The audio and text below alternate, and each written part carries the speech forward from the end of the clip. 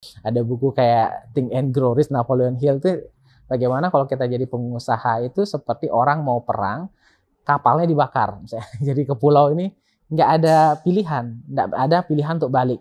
Dia harus maju ke depan.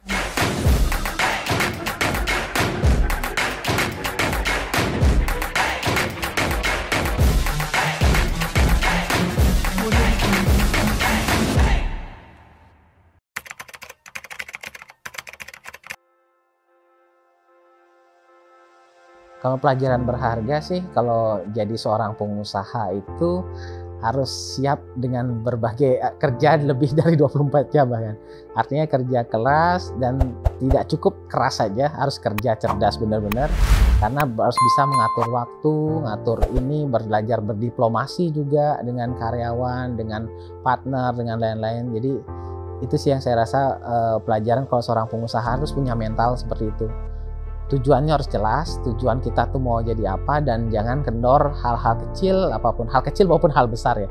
Karena seorang pengusaha itu harus tidak bisa ini ditawar lagi. Kalau kita hanya setengah-setengah, kalau ada gini dikit, udahlah, janganlah, ini harus tidak ada pilihan. Makanya orang bilang kan ada buku kayak Think and Grow Rich, Napoleon Hill tuh bagaimana kalau kita jadi pengusaha itu seperti orang mau perang, kapalnya dibakar. Misalnya. Jadi ke pulau ini nggak ada pilihan, nggak ada pilihan untuk balik.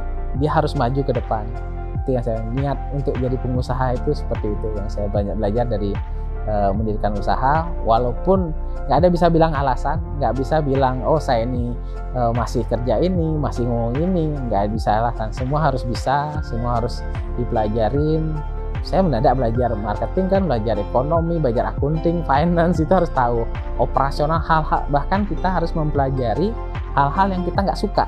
Saya tuh paling nggak suka sebenarnya urusan hitung-hitungan angka, keuangan, kayak gitu nggak terlalu suka. Tapi mau nggak mau minimal ada hal yang kita tahu, kapan ngatur seperti apa. Ternyata semua itu perlu diatur untuk dirapikan dari segi penataan karyawan SOP, dan itu hal-hal yang sifat operasional tuh harus juga tahu. Jadi tidak bisa, oh saya cuma sukanya marketing, nggak bisa. Harus bisa belajar segala hal, waktu harus bisa luangkan segala hal. Jadi dia harus bisa belajar untuk selalu multitasking atau konsentrasi kemana-mana.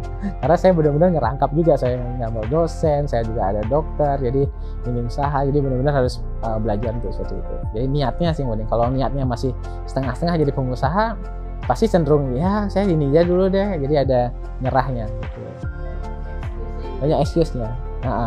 Dan pengusaha tuh nggak boleh excuse, harus sudah tetap seperti itu apapun yang terjadi. Apalagi pandemi ya, waktu orang pandemi awal-awal ini, saya malahan kalau pas pandemi ya berusaha untuk ngembangin kerjasama. Saya buka beberapa cabang pas pandemi ini malahan. Dan ternyata pandemi ini juga banyak memberi manfaat ya, dengan adanya kita sudah terbiasa Zoom. Saya pernah contoh yang saya ngedilin kerjasama di Palembang itu ada, ini contoh Palembangnya ada tapi dari teman ke teman. Nah ini nggak pernah ketemu orangnya, nggak pernah ketemu orang, kita sudah kerjasama, ada tim saya ke sana 1 orang, saya ketemu hanya pas di grand opening, dan itu baru ketemu langsung orangnya. Jadi itu, tapi kita dengan Zoom itu sudah seperti akrab, seperti ketemu langsung. Jadi itu sangat membantu banget untuk mengatasi masalah jarak dan waktu. Kalau ketemu kan cuman berapa lama jaraknya, cuman ngomong segitu doang, isinya sama tersampaikan. Jadi pandemi ini sangat membantu orang menjadi nggak gaptek lagi, nggak pandang usia, semua bisa Zoom, bisa video call, ya gitu.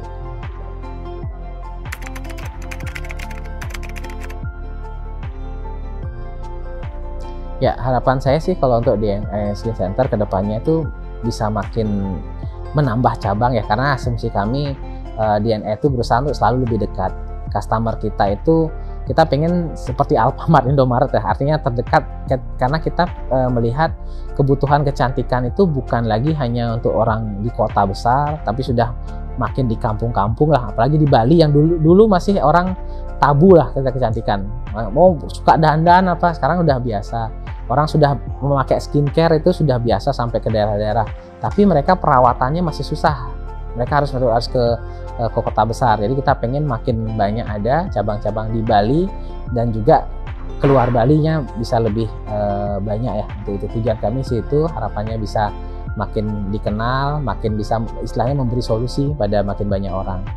Skill expert. Jadi Affordable beauty artinya memang semua orang tuh berhak cantik dengan biaya affordable yang bukan karena pengen murah karena bahannya jelek, tapi lebih pada karena rasa empati kita sebagai dokter untuk mengobati orang, bukan hanya berjualan. Dan itu skin expert itu akan kita tonjolkan banget juga, karena sekarang ini artinya banyak informasi yang salah-salah juga, cara penggunaan salah-salah, atau bahkan klaim yang overklaim ya. Jadi orang menjanjikan, oh pakai ini pasti bagus, pakai ini pasti bagus. Jadi kami menonjolkan bahwa expert di sini adalah segala sesuatu yang kita formulasikan, kita berikan ke pasien tuh ada dasar ilmiah, ada dasar penelitian yang artinya satu orang dengan orang lain itu akan memberikan hasil yang hampir sama karena itu sudah teruji secara ilmiah.